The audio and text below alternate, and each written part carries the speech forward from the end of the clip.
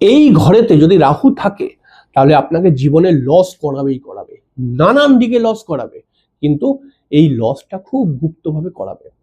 কেমন দেখুন, রাহু যদি তৃতীয় ঘরের মধ্যে থাকে, শাস্ত্রের প্রতিটি পাতার মধ্যে লিখে দিয়েছে যে রাহু তৃতীয় ঘরে থাকলে পারে কিন্তু খুবই ভালো, জাতক পরাক্রমী হবে, জাতকের চেষ্টা থাকবে, জাতক কিন্তু অবশ্যই লড়া করতে জীবনের পথে লড়ে এগিয়ে যেতে চাইবে।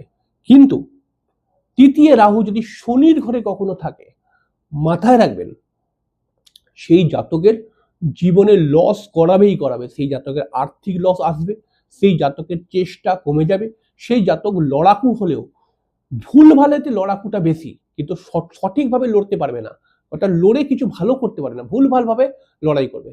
এবং এই তৃতীয় স্থানে শনির ঘরে রাহু যদি থাকে তাহলে এদের বিবাহিত জীবনে প্রবলেম আনবেই আনবে। এরকম রাহু মিলিয়ে নেবেন, 100% মিলবে কিন্তু।